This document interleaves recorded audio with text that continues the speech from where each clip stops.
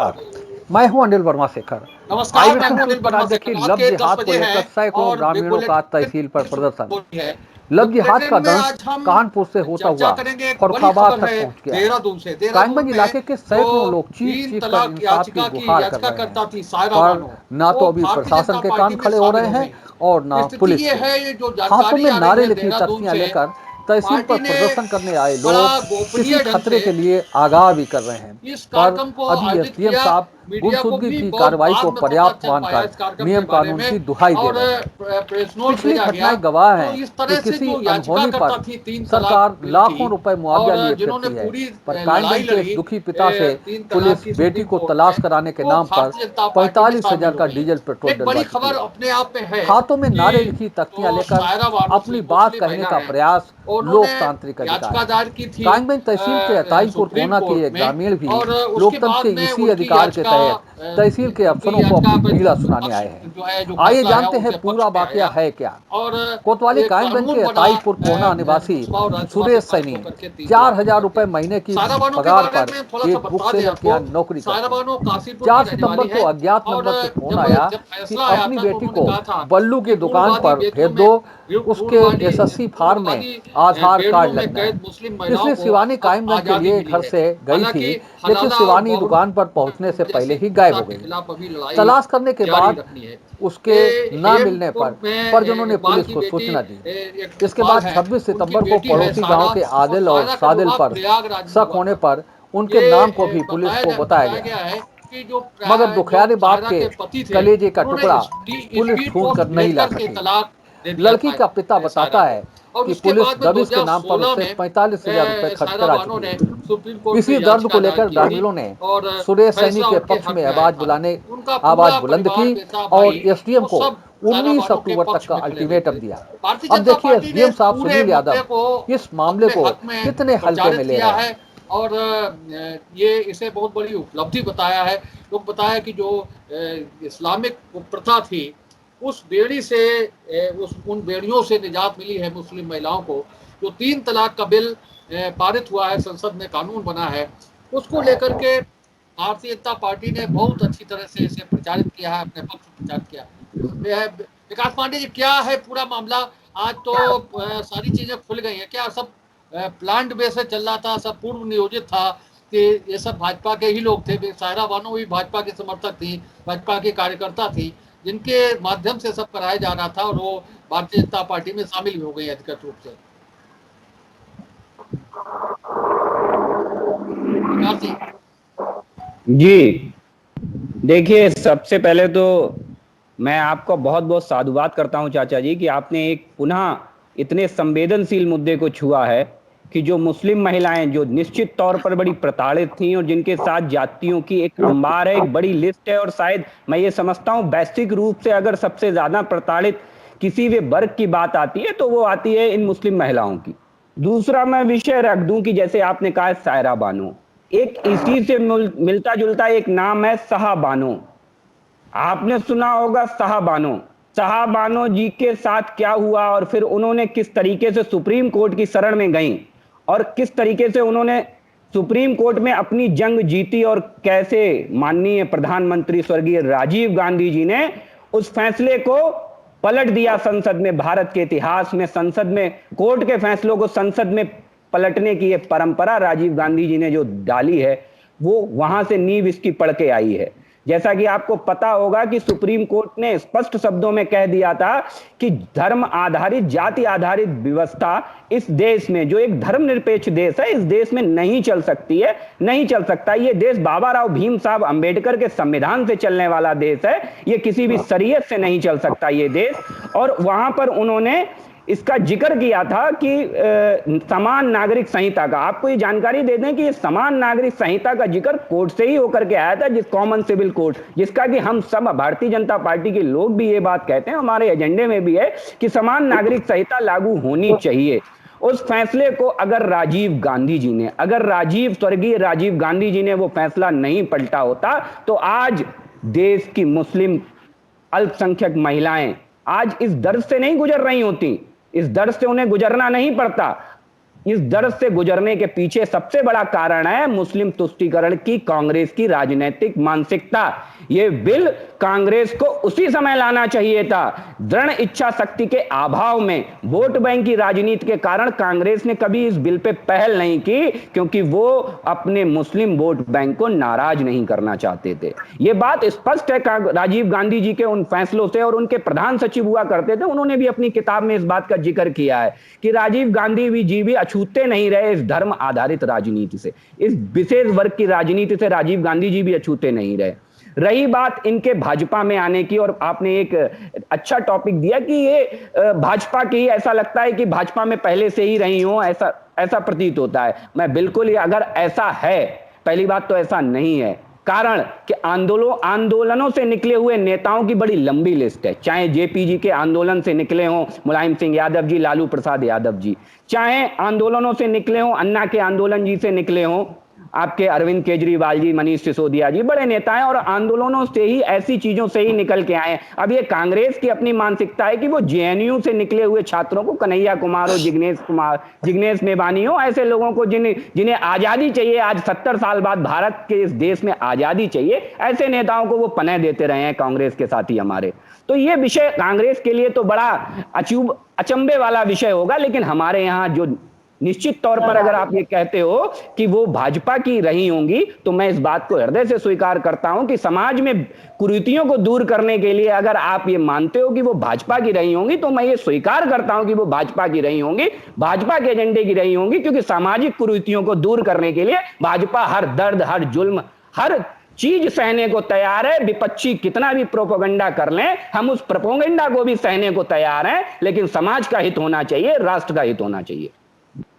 दीप्ति सिंह जी, समाज का हित और राष्ट्र का हित, 3 तलाक और सायरा बानो का भाजपा में दाखिला, ये सारे विषय हैं।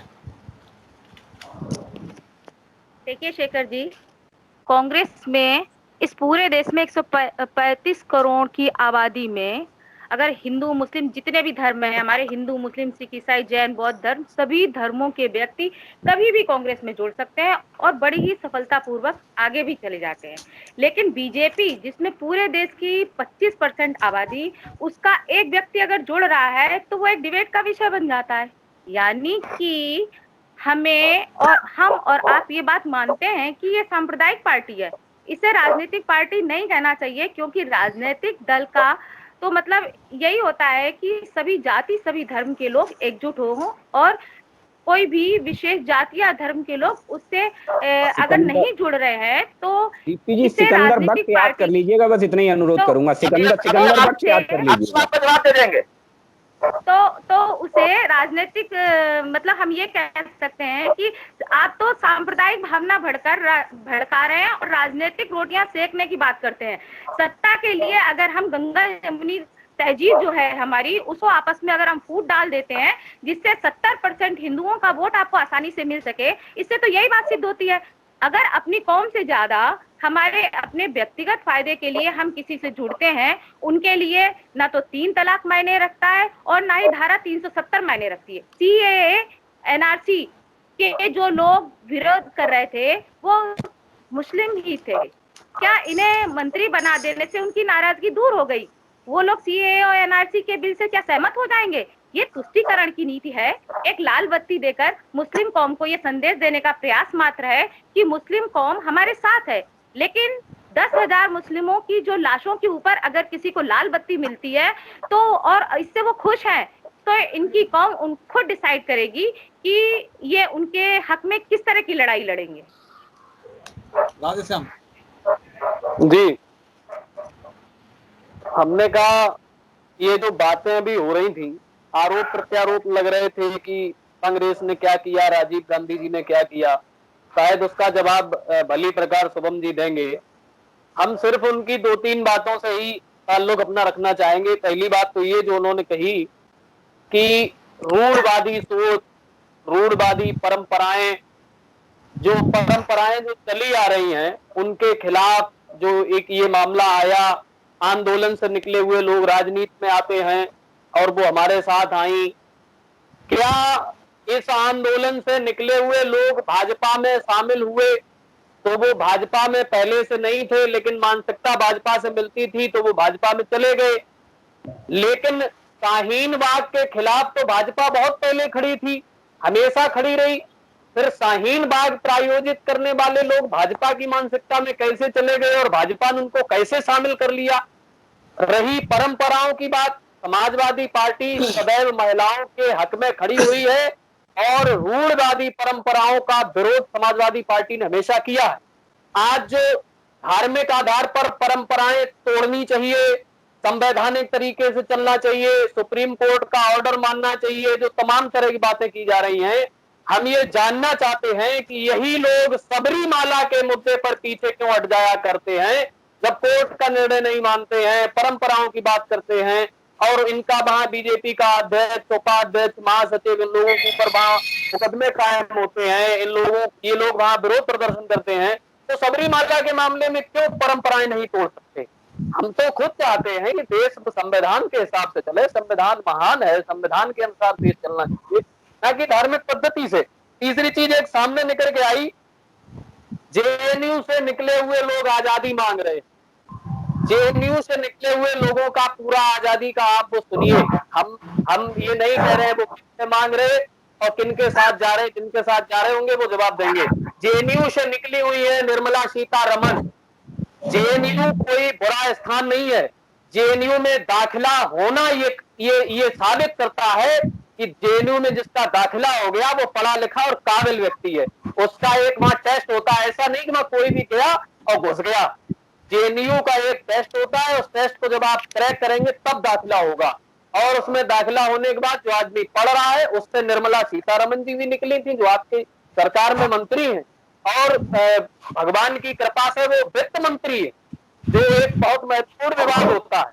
तो कहीं न कहीं किसी संस्था को गलत बता देना, संस्था में पढ़ने वाले लोगों को, अरे भैया वो आजादी मांग रहे थे, 3.5 साल 4 साल में आप लोग चार्जशीट फाइल नहीं कर पाए, ये नहीं बता पाए कि उन्होंने वहां क्या गलत किया।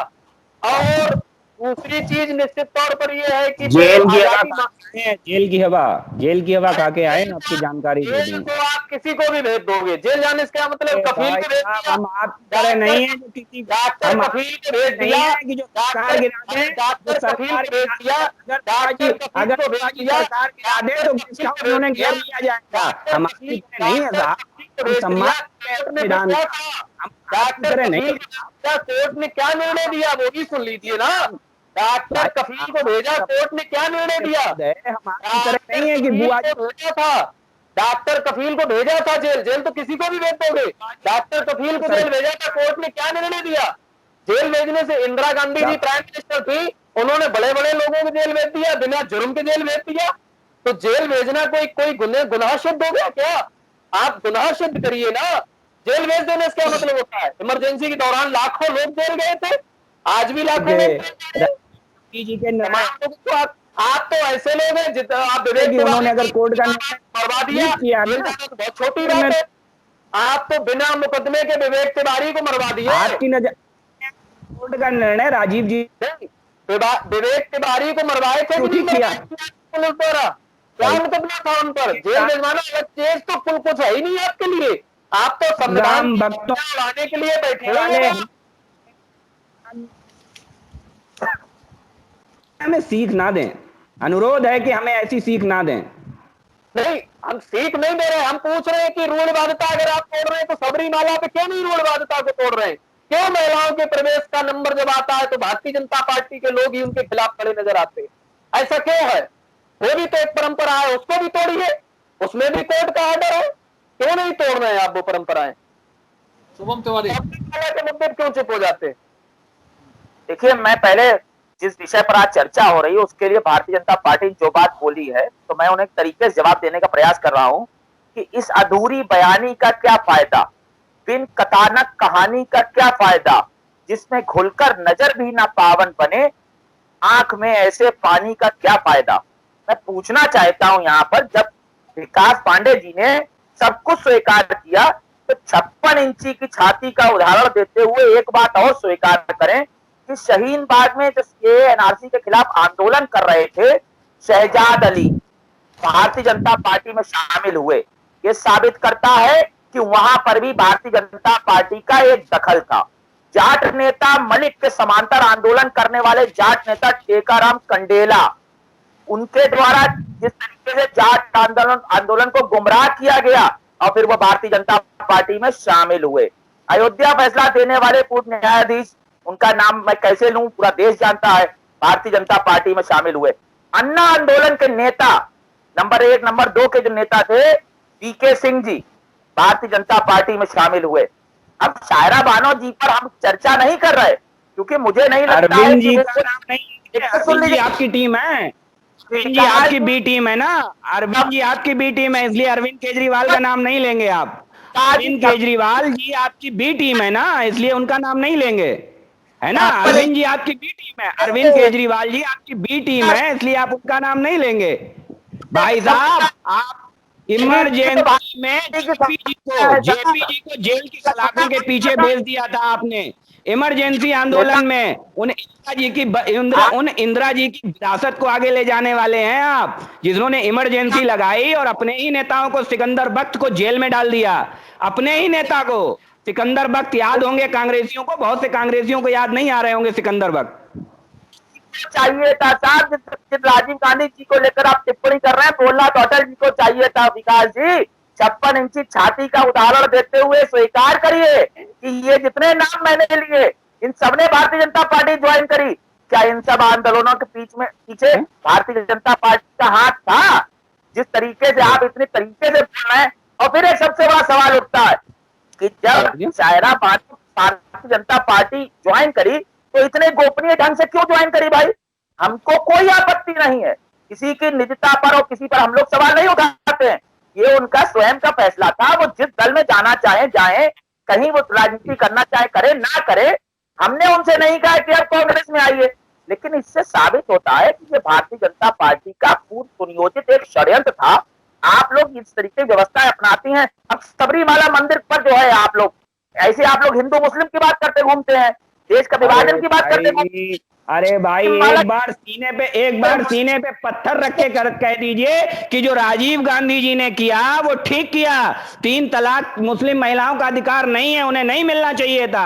अरे एक बार तो सीने पे पत्थर रख के ही कह दीजिए, सच्चाई को स्वीकार करिए भाई। शुभम जी, आप सच्चाई नहीं स्वीकार करते हैं भाई साहब, सच्चाई को स्वीकार करिए, सच्चाई को स्वीकार करिए और एक बार सीने पे पत्थर रख के ही ये कह दीजिए कि जो राजीव जी ने 3 तलाक में जो निर्णय किया वो ठीक था। मुस्लिम महिलाएं 3 तलाक के पक्षधर नहीं है, उन्हें उनका अधिकार नहीं मिलना चाहिए, हलाला होना चाहिए। आप जब इसके पक्षधर हैं, आप राजीव जी की विरासत को आगे ले जाते हैं, तो ये स्वीकार करिए ना। ये सवाल राजीव जी पर उठाने से बेहतर अटल बिहारी वाजपेयी जी पर उठाते हैं तो बेहतर हो। आपकी सरकार ने मान्यवर 1984 में आपकी सरकार ने स्वर्गीय इंदिरा गांधी जी की हत्या के बाद मैं पूछ रहा हूँ, अनिल जी होगा छाती मत पीटिए, इस विषय पर छाती मत पीटिए, जवाब दीजिए। भाई तिवारी जी जरा सुनिए। हेलो, हाँ बोलिए। भाई असल बात यह है कि एक शायरा बानो नहीं भारतीय जनता पार्टी में शामिल हुई है। असलियत यह है कि लाखों की तादाद में शायरा बानो भारतीय जनता पार्टी के प्रति निष्ठा व्यक्त कर रही हैं। इसका ये सरितार्थ उदाहरण है 2019 में मोदी जी का सत्ता में आना इस बात का प्रमाणिकता है। और मैं बता दूं, ये विपक्षी दल जितने भी वर्तमान में ये कह रहे हैं, ये हमेशा ये हवा बनाए रहे कि भारतीय जनता पार्टी मुसलमानों को देश में नहीं रहने देगी। भारतीय जनता पार्टी कभी भी राष्ट्रवादी जो व्यक्तित्व है उन सबका समर्थन करती है। और इसीलिए अब मुसलमानों को, राष्ट्रवादी मुस्लिमों को ये समझ में आ गया है कि वास्तव में यदि कोई अच्छी पार्टी है तो भारतीय जनता पार्टी है। इसलिए अभी एक ये शायरा बानो तो ये इस तरीके से आई हुई दिखाई पड़ रही है, लेकिन असलियत ये है कि न जाने कितनी शायरा बानो इस दुख से दुखी थी, जिस दुख को भारतीय जनता पार्टी ने दूर किया है 3 तलाक को। इसलिए भारतीय जनता पार्टी के प्रति उनकी आस्थाएं बढ़ रही हैं। मेरा ऐसा मानना है इन की हवाइयां विरोधियों की इसलिए उड़ रही हैं कि वास्तव में ये तो सब सफाया करते चले जा रहे हैं और 50% से ऊपर पहुंच रहे हैं। ऐसा लगता है कि अब इनसे टक्कर लेना बहुत मुश्किल बात है। मैं पुनः ये कहना चाहूंगा कि एक शायरा बानो नहीं, पूरे देश में जाने कितनी शायरा बानो ने अपनी आस्था भारतीय जनता पार्टी के प्रति व्यक्त कर रखी है। उसका सीधा उदाहरण 2019 में दोबारा मोदी जी का जीतना ये प्रमाणिकता है।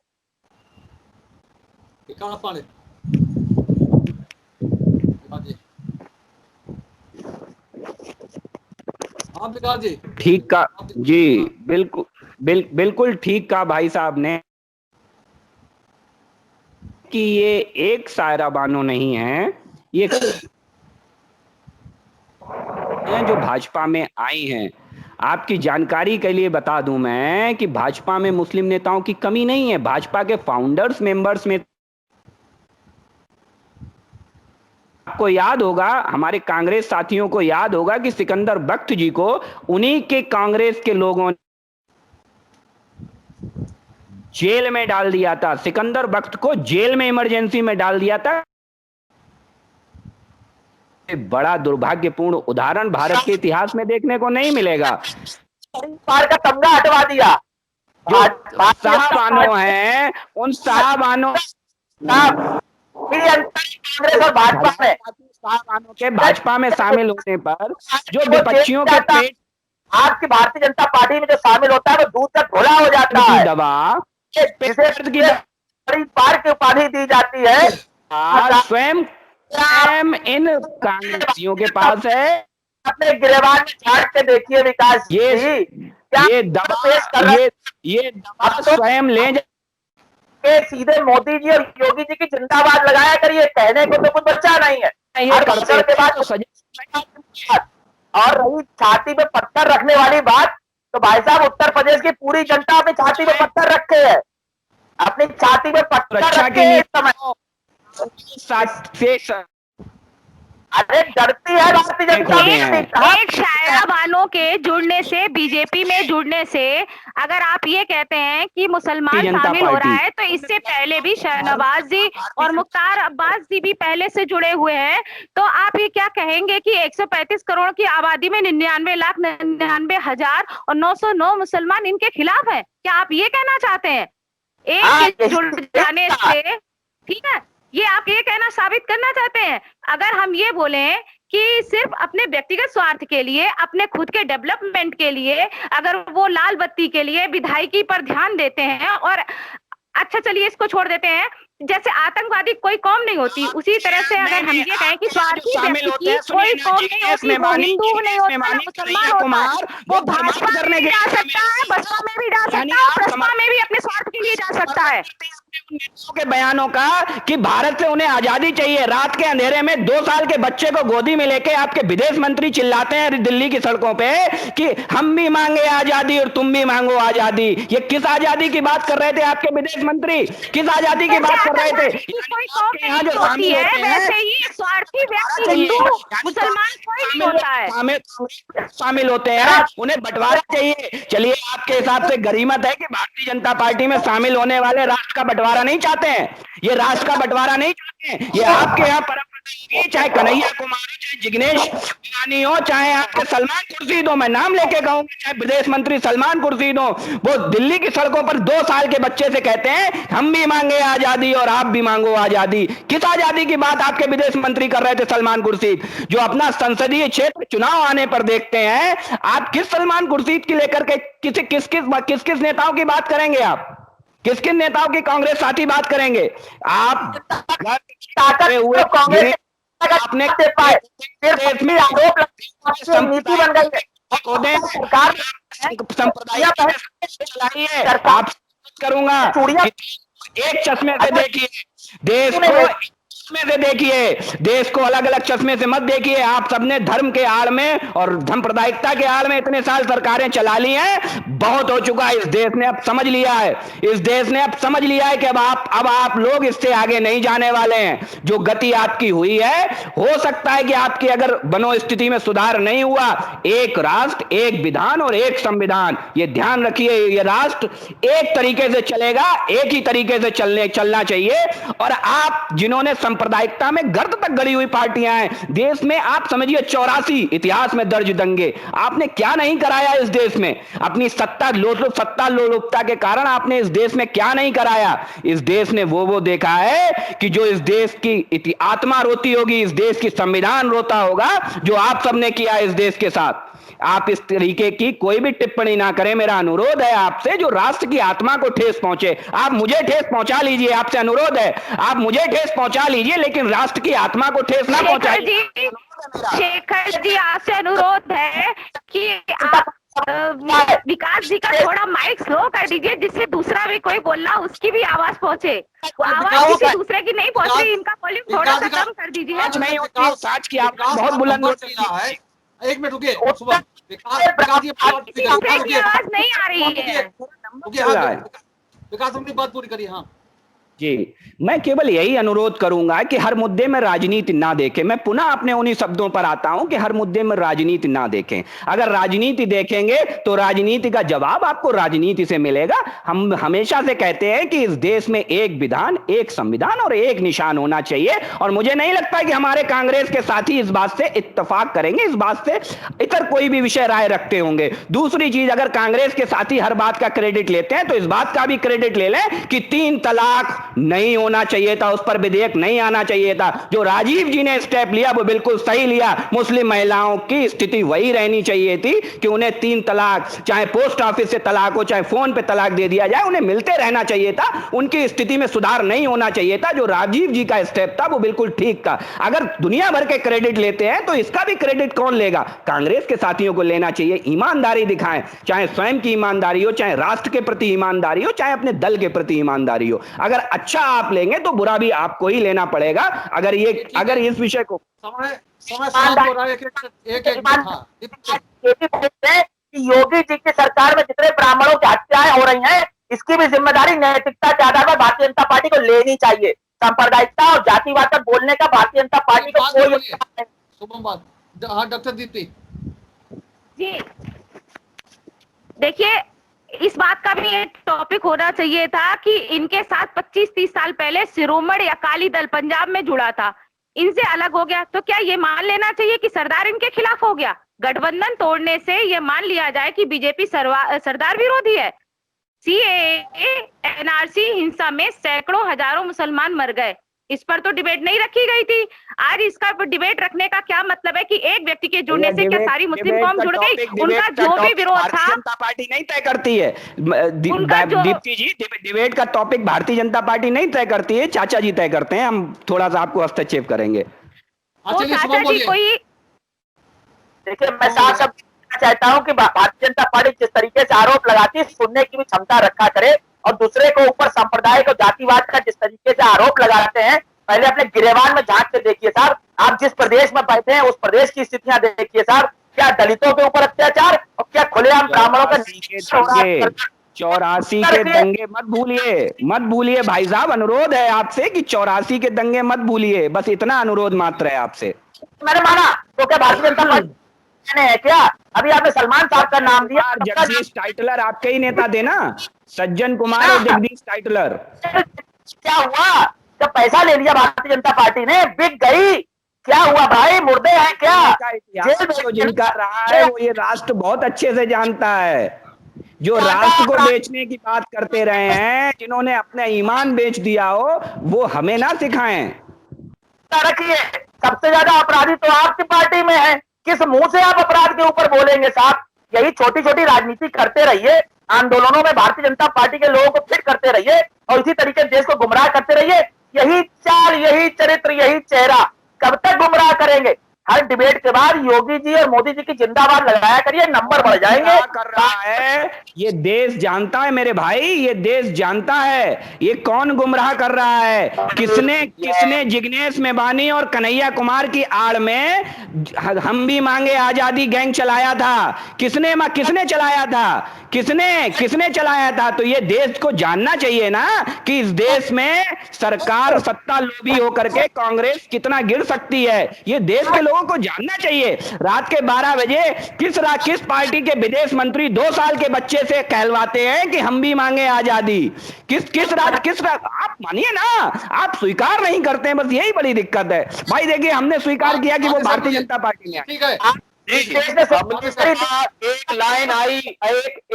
लाइन आई कि हम हर उस व्यक्ति का श्याम ये अनुरोध करेंगे आपसे कि आप जिस तरीके से बोलते हैं हमें लग रहा है कि आप इस टोपी में एक तरफ कांग्रेस का पट्टा और लगाइए, तब ज्यादा अच्छे से आपकी बात समझ में आएगी लोगों को। सुनिए, समाजवादी लोगों ने, अरे मेरी सुनिए भाई साहब, मेरी सुनिए, समाजवादी लोग सबसे ज्यादा जेल गए थे इमरजेंसी में। जेपी साहब समाजवादी थे। सराहना की भैया, मैंने मुलायम सिंह जी का नाम लिया कि आंदोलन से निकले नेता है भाई, मैंने उनकी सराहना की है, उनके आंदोलन की, उनके संघर्ष की मैं सराहना। श्याम जी, मुलायम सिंह की सराहना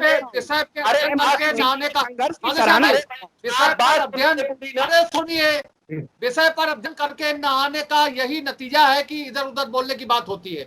मुख्य विषय ये था कि क्या ये पूर्व नियोजित था कि सायरा बानो भाजपा की समर्थक थी, भाजपा से जुड़ी हुई थी और उसे सही समय पर भाजपा में शामिल करा दिया गया। मुख्य विषय ये था और उस विषय से भटक करके सलमान खुर्शीद और दूसरे मुद्दों पर हम लोग चले गए जो मुख्य विषय था। और शुभम तिवारी ने कई उदाहरण भी इस बात के दिए कि जो लोग आंदोलन से जुड़े रहे वो लोग कहीं ना कहीं बाद में जाकर के भारतीय जनता पार्टी से जुड़े। तो जो पार्टी में डिफरेंस की बात करती है, वहां अगर इस तरह की चीजें आती तो वो निश्चित रूप से डिबेट का हिस्सा बनती है, डिबेट का विषय बनती है।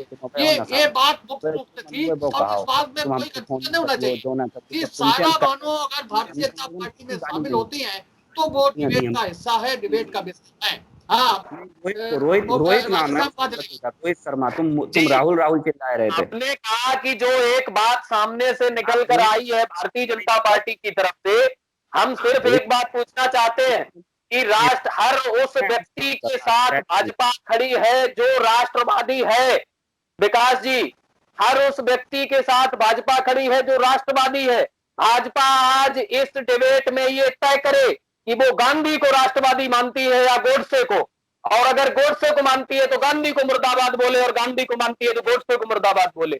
आप राष्ट्रवादी के कश्मीर में तिरंगा जलवाने वाली महबूबा मान लेंगे? क्या आप कह देंगे कि ट्रिपल तलाक हुआ वो नहीं सही हुआ, वो गलत हुआ? आप ये बात स्वीकार कर लेंगे? आप सीने पे पत्थर रख के कहिए कि जो नहीं, आप कहिए कि जो राम मंदिरों पे गोलियां चलवाई वो सही चलवाई मुलायम सिंह यादव ने। आप कहिए गांधी, गोडसे या गांधी, तो राम भक्तों पे मुलायम सिंह यादव ने राम भक्तों पे गोलियां चलवाई। मुलायम, आप अतीत के पन्नों से वर्तमान को दबा नहीं सकते। गोडसे या गांधी, कौन राष्ट्रवादी है? तिरंगा जलाने वाली पार्टी, कश्मीर में तिरंगा जलाने वाली पीडीपी, कश्मीर में तिरंगा जलाने वाली पीडीपी से आपने समझौता किया, आपने मुख्यमंत्री बनाया उनको। कुछ स्वीकार करना ये बताइए विकास जी, पूरा सवाल सुन लीजिए। आप ये बताइए, आरएसएस को आप राष्ट्रवादी मानते कि नहीं मानते? आप आरएसएस को राष्ट्रवादी मानते कि नहीं मानते? आप नहीं मानते? अगर 22 आजाद हिंदुस्तान में 52 साल तक आप आरएसएस को राष्ट्रवादी मानते? शेखर चाचा, एक मिनट, वाली समापन करिए। इस पूरी चर्चा का ये नतीजा रहा है कि लोग विषय पर अध्ययन करके नहीं आए हैं और इधर उधर चलने की बात कर रहे हैं। तो जो मुख्य विषय था, सायरा बानो भारतीय जनता पार्टी में शामिल हुए, पहले भी इस तरह के कई लोग भारतीय जनता पार्टी में शामिल हुए, उस पर ही हम लोगों ने आज इस बुलेटिन आयोजित किया था। इस पूरी डिबेट का समापन करिए।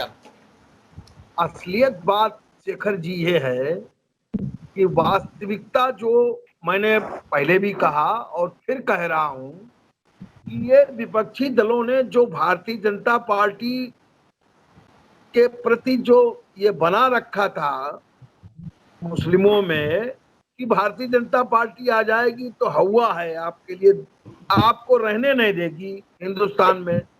अब भारतीय जनता पार्टी उनके दुख दर्द को समझकर 3 तलाक के मुद्दे पर इस तरीके का निर्णय करवा के ये विश्वास पैदा कर दिया है हमारे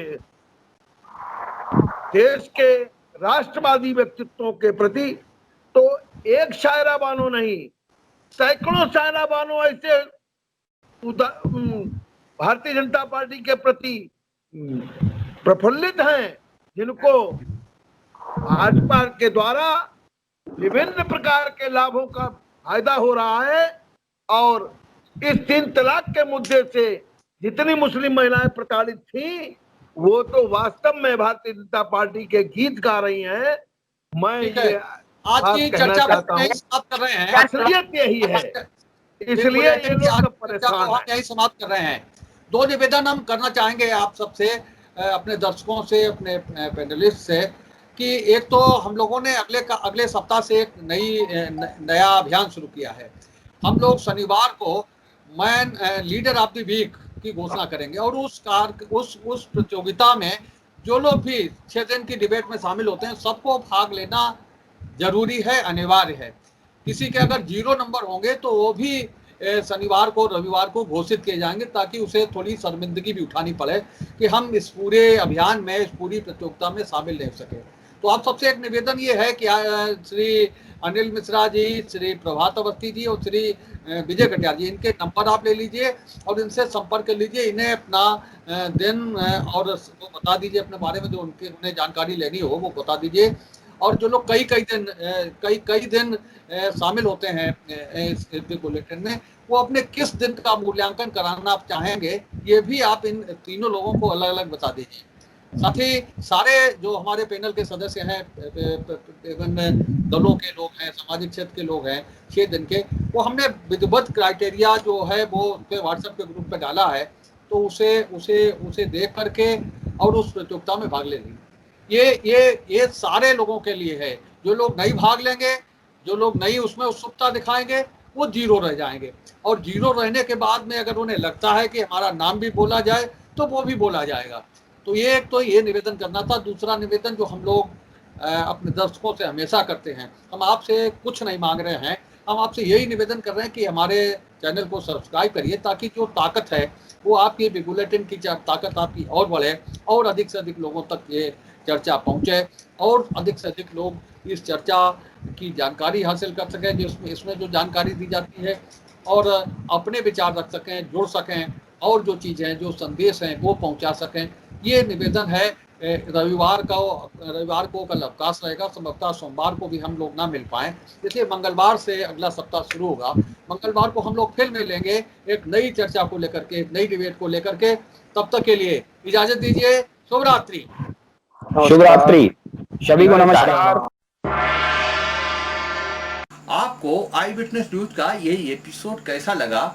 आप हमारी खबरों को लाइक करिए, इन पर कमेंट करिए, और अभी तक अगर आप हमारे चैनल से नहीं जुड़े हैं तो हमारे चैनल को सब्सक्राइब करके हमें अपना सहयोग प्रदान कीजिए, ये आपसे निवेदन है।